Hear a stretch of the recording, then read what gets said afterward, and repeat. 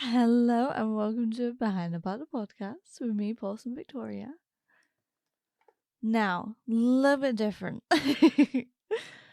I thought that we should read some books. And I will do a chapter every episode. I hope this book has chapters. Yeah.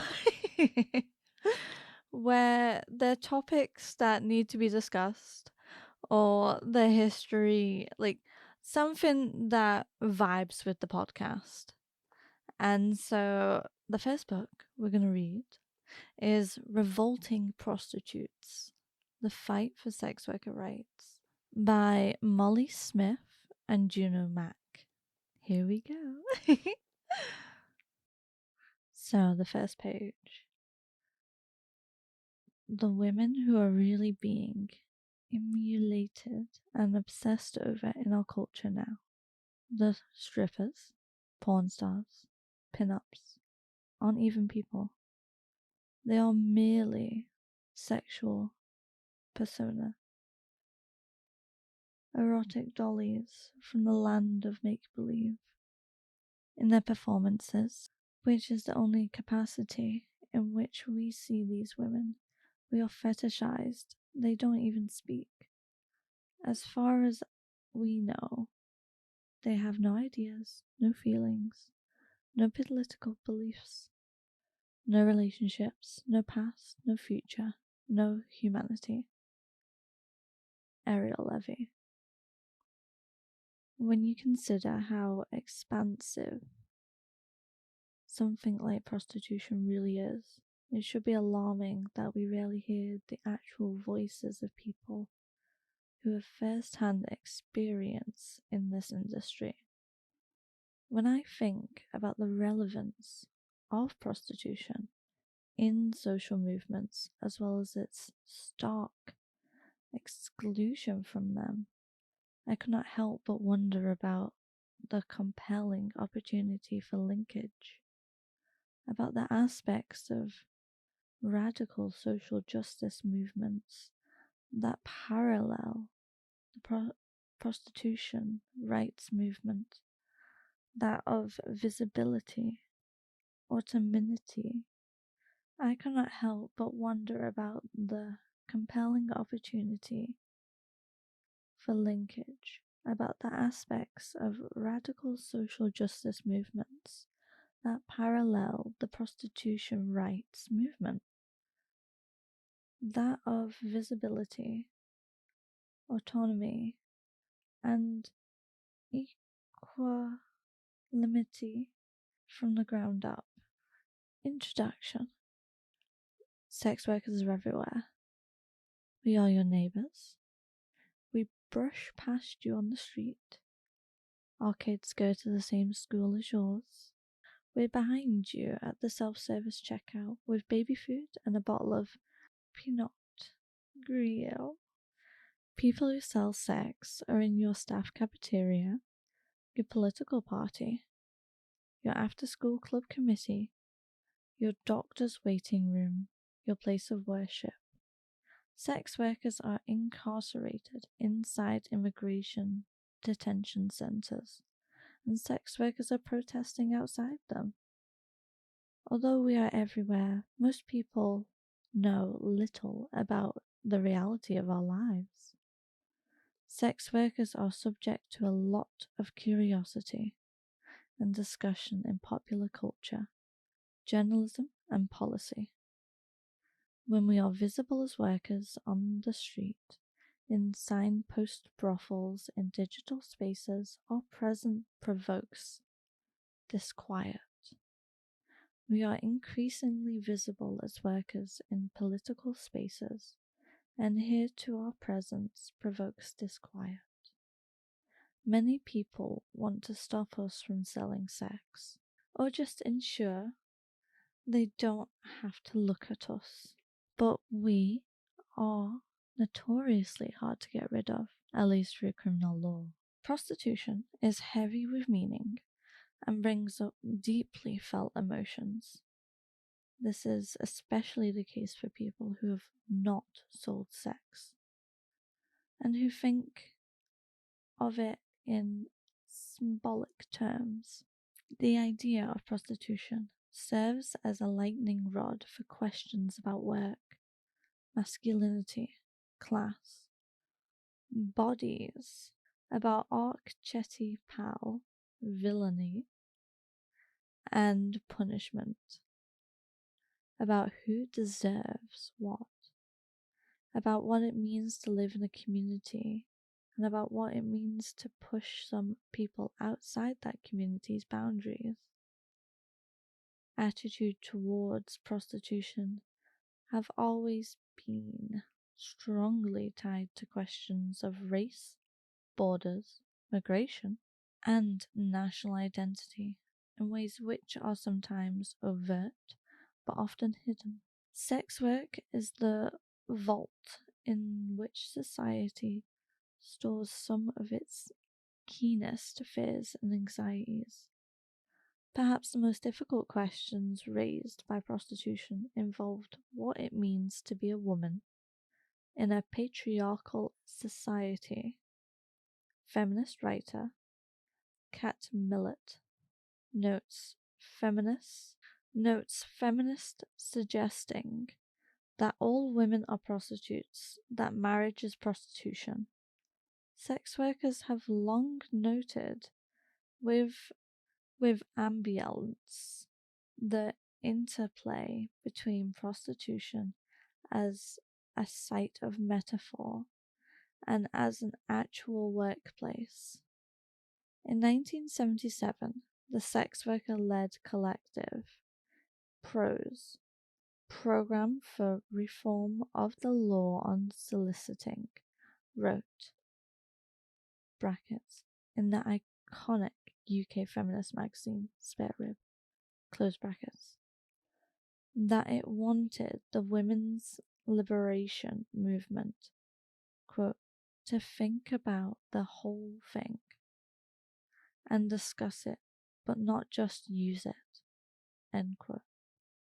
Explaining that the women's movement has used the word prostitute in a really nasty way about housewives to sum up their idea of the exploited situation of women. They noted that this interest in the metaphorical uses of prostitute was not accompanied by much practical support for sex workers' efforts to tackle criminalization. In some ways, little has changed. Contemporary feminists' disapproval of prostitution remains unmoored from pragmatism. More political energy goes to obstructing sex work than to what is really needed, such as helping sex workers avoid prosecution or ensuring viable alternative livelihoods that are more than respectable drudgery. As trans sex worker community leader CN Drosho has said, if you don't want sex workers doing the work, sweetie, employ them. Employ them. Have a solution. Our concern is for the safety and survival of people who sell sex, like Dorosho and pros before us. We are ultimately focused on the practical and material rather than the symbolic or metaphorical. Approaching sex work from this perspective provokes certain questions. What conditions best enable someone who wants to quit sex work to do so? What conditions led people to sell sex or make sex work their only opportunity for survival? What gives a sex worker more power in negotiating with an employer, and what reduces their power? All over the world, sex workers use strategies to stay safe. Working with a friend in the next room, or in a small group on the street, visibly noting down a client's car, number plate, or asking for his ID to show him that he is not anonymous? Can the sex worker call a colleague in as backup if a client refuses to use a condom? What are the consequences of calling the police, or of being visible to them as a gaggle on the street? What does it mean for a sex worker when a client or manager is afraid of the police? Who is at risk of deportation and homelessness, and why? These are the kinds of questions and questions about people's material conditions that concern us as authors and as sex workers. This is not a memoir.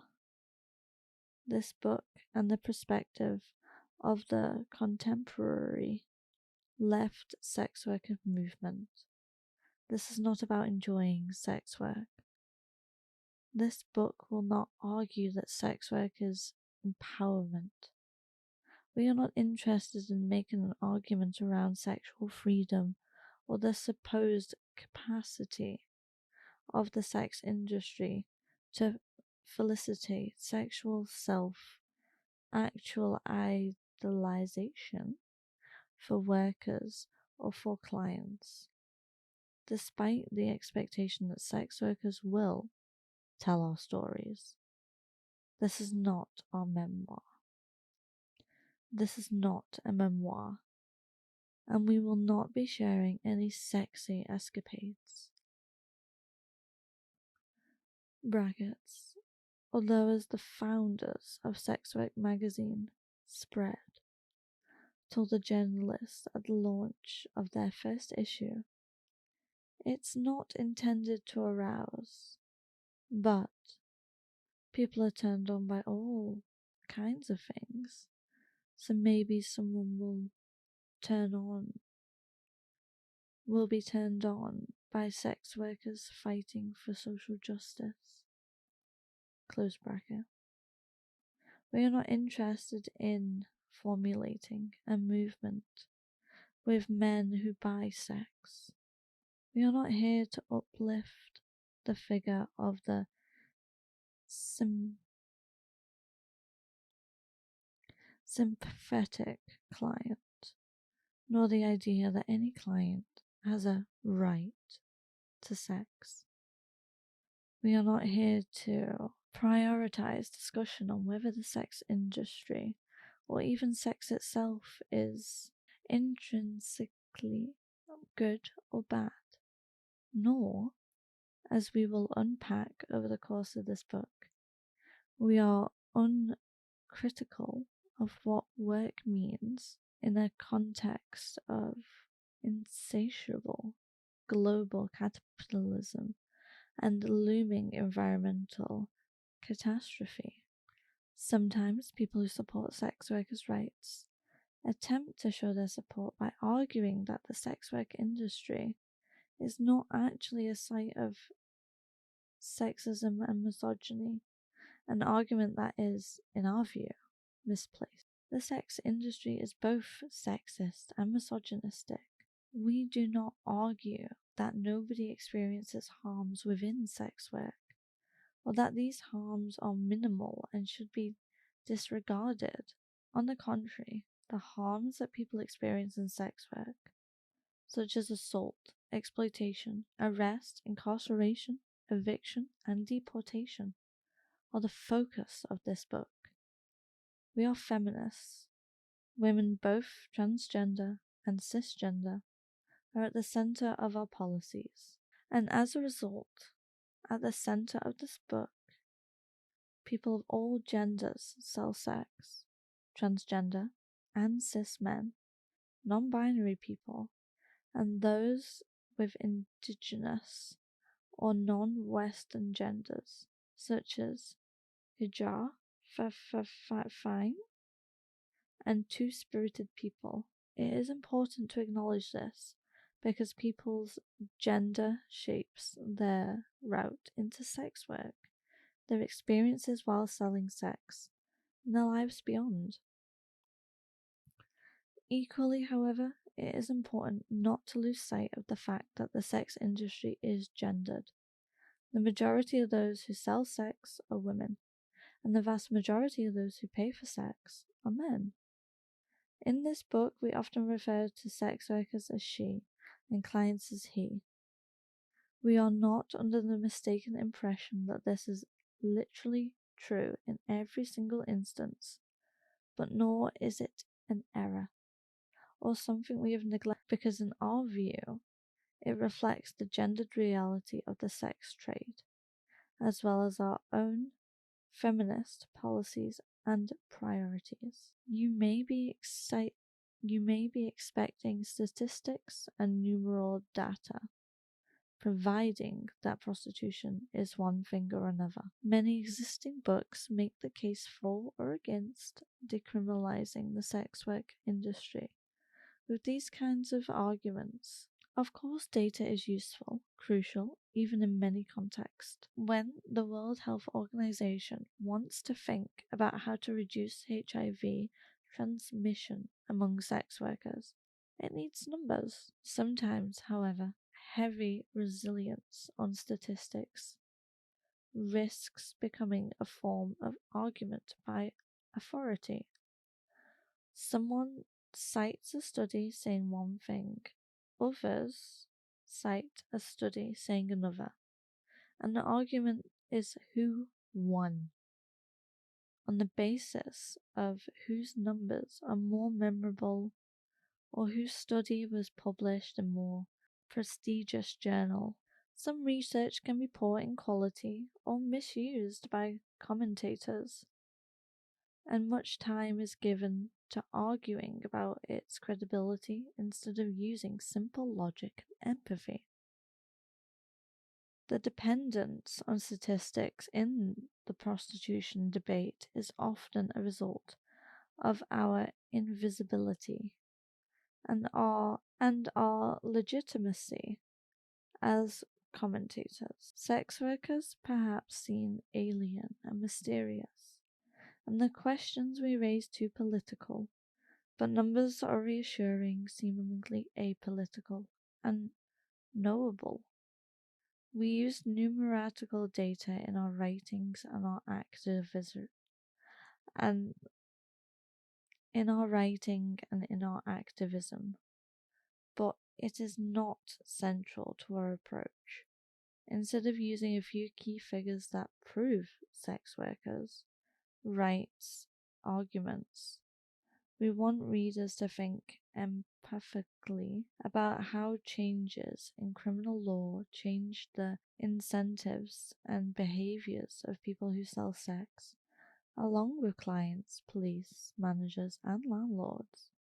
If you understand how those behaviors change and why, then you will have a much deeper understanding of how changes in the criminal law make people who sell sex more or less safe. Quote, "It takes about 2 minutes to politicize a hooker," end quote.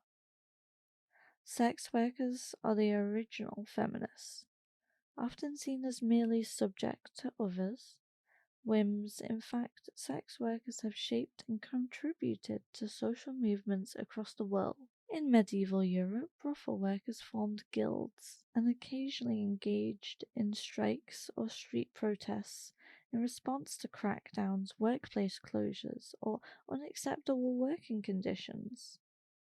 15th century prostitutes arraigned before city councils in Bavaria asserted that their activities constituted work rather than a sin. One prostitute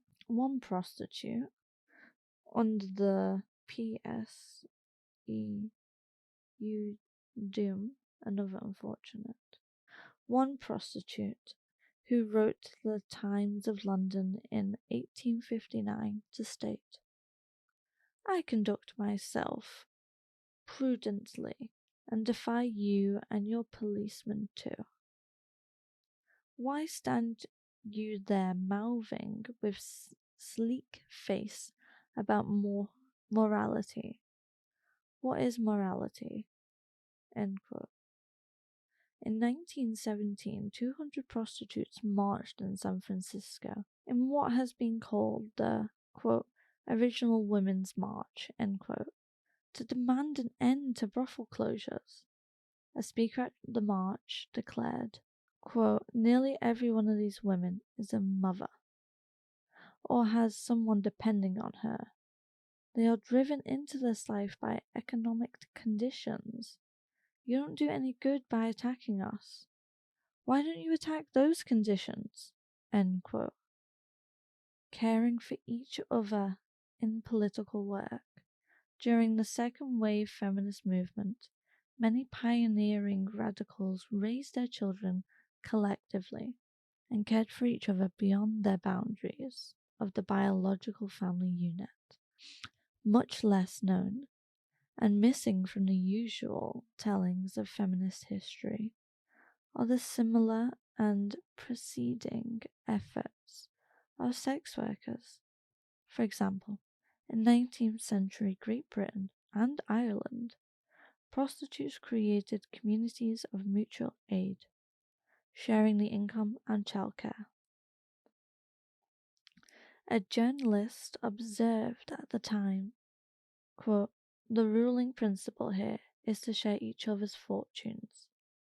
In hard times, one family readily helps another, or several help one. What each company get is thrown into a common purse, and the nest is positioned out of it. End quote. Likewise, Watembezi, street-based women of color, women in colonial era Nairobi formed financial ties to one another, paying each other's fines or bequeathing assets to one another when they died. Although largely invisible to outsiders, this sharing of resources, including money, workspaces, and even clients, persists as a significant form of sex worker activism. Workers often collectively pitch in to prevent an eviction or offer an emergency housing. This kind of community resource sharing is often the only safety net sex workers have if they're robbed at work or if an assault means they need time off to heal. Mutual defense too. In a site of collective action, when 8 sex workers were murdered in a small city of Thika, Kenya in 2010, others from around the country flocked to support them. Felister Abdallah, an organizer with the Kenya Sex Workers Alliance, writes, quote, hundreds of sex workers from different parts of Kenya went to protest. In Thika, our fellow sisters had been killed, and enough was enough, end quote. They endured harassment and beatings from the police, even as they marched the streets demanding an end to the violence. The bravery and resilience of sex workers has played a part in many liberation struggles. In the 1950s, prostitutes were part of the Mau Mau uprising that led to Kenya's liberation from British colonial rule. In the 1960s and 1970s, they were part of the riots at Compton's cafeteria in San Francisco and the Stonewall Inn in New York that kick-started the LGBTQ liberation movement in the United States. In times of rapid social change, working-class sex workers are often at the heart of the action. As sex worker activists Margot St. James put it, quote, it takes about 2 minutes to politicize a hooker. St. James was a fierce defender of the heavily policed sex deviance in her San Francisco community. It's well past time for whores to organize, she said in the interview. The homosexuals organized and now the cops are afraid to harass them anymore. In the 1970s, an era when sex workers had barely any public platform, she organized for gay liberation alongside Harvey Milk and identified herself openly as a whore when she spoke frankly to Rolling Stone about her vision of liberating female sexuality from the, quote, pussy patrol of the state. She formed Call Off Your Old Tired Ethics, Coyote for short. Got the practice of quarantine and forced medication for arrest. Sex workers overturned in California and hosted 12,000 attendees at her Hookers Ball events, including celebrities and politicians, connecting prostitution with pro-pleasure, pro-queer policies. In the midst of 1970s counterculture, proved to be an effective way of getting sex workers' rights on the radar. I think we'll stop here. And yeah, I hope you enjoyed me reading the first few pages of Revolting Prostitutes. And yeah, this has been Behind the Paddle Podcast. I'm Porcelain Victoria. If you would like to support the podcast, that would be great. Go look at our links, maybe tip us, give us a review. Please do tell me what you think about this first episode of me reading book. But yeah, bye.